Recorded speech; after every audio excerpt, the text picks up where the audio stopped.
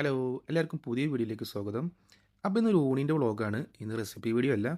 അപ്പോൾ നമുക്ക് ഊണിന് എന്തൊക്കെയാണ് കറികൾ നോക്കിയാലോ. ഇന്ന് കായം പയർ ഉപ്പേരി ഉണ്ടാക്കിയിട്ടുണ്ട്, പിന്നെ മോര് കറി, പിന്നെ മീൻ വറുത്തത്.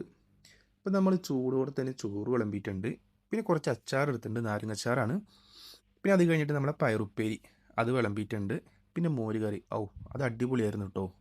ഇന്ന് മോര് കറിയിൽ പപ്പക്കായ ഇട്ടിട്ടാണ് ഉണ്ടാക്കിയിട്ടുള്ളത്. നമ്മുടെ വീട്ടിലൊന്നും പപ്പക്കായ ഉണ്ടായുള്ളൂ. സാധാരണ പച്ചക്കായ, വെള്ളരിക്ക അങ്ങനെയൊക്കെ ഇട്ടിട്ടാണ് വെക്കൽ. അപ്പം ഇന്ന് അത് ഉണ്ടായിരുന്നില്ല. അപ്പോൾ പപ്പക്കായ ഉണ്ടായിരുന്നു, അപ്പോൾ അതിട്ടിട്ട് ഉണ്ടാക്കി.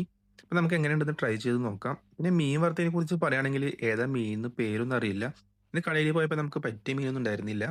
അപ്പോൾ അവിടുത്തെ കടയിലത്തെ ആള് പറഞ്ഞു ഇത് നല്ല മീനാണ്, നല്ല ഫ്രഷ് ആണ്, കൊണ്ടുപോയി കഴിച്ചു നോക്ക്, ഇഷ്ടപ്പെടും. അങ്ങനെ വാങ്ങിയതാണ്. നമുക്ക് ട്രൈ ചെയ്ത് നോക്കാം എങ്ങനെയുണ്ടെന്ന്. അപ്പോൾ നമ്മൾ ആദ്യം തന്നെ മോര് കറിയും ചോറും കൂടി കുഴച്ചിട്ട് പിന്നെ ആ മീൻ വറുത്തതിൻ്റെ ഒരു പീസ് എടുത്തിട്ട് പിന്നെ ഇതുപോലെ ഈ കായം പയർ ഉപ്പേരിയും എല്ലാം കൂട്ടിയിട്ട് കഴിച്ച് നോക്കാം.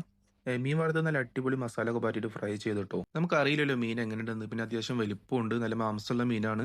അപ്പോൾ നമ്മൾ നല്ല സ്പൈസി ആയിട്ടാണ് മീൻ വറുത്തത്, നല്ല ക്രിസ്പായിട്ട് വറുത്തെടുത്തിട്ടുണ്ട്. നല്ല അടിപൊളിയായിട്ടുണ്ട് കേട്ടോ കഴിക്കാനായിട്ട്. നല്ല മീനാണ്, നല്ല ടേസ്റ്റ് ഉണ്ട് കഴിക്കാനായിട്ട്. അപ്പോൾ നമ്മൾ അടുത്ത വട്ടം കൂടിയും മേടിക്കും. അപ്പോൾ നമ്മൾ അതിൻ്റെ പേര് പറയാം കേട്ടോ. പിന്നെ മോര് കറി ആണെങ്കിൽ എന്താ പറയുക, പപ്പക്കായ ഇട്ടിട്ട് നല്ല അടിപൊളിയായിരുന്നു. അപ്പോൾ നിങ്ങൾ പപ്പക്കായ ഇട്ടിട്ട് മോര് കറി വെക്കലുണ്ടെങ്കിൽ ഒന്ന് കമൻറ്റ് ബോക്സിൽ ഒന്ന് ഷെയർ ചെയ്യണം, എന്താണ് നിങ്ങളുടെ അഭിപ്രായം എന്ന്. അതുപോലെ തന്നെ കറികളുടെ ഒക്കെ റെസിപ്പി വേണമെന്നുണ്ടെങ്കിൽ ഒന്ന് കമൻറ്റ് ബോക്സിൽ ഒന്ന് ഷെയർ ചെയ്യട്ടോ.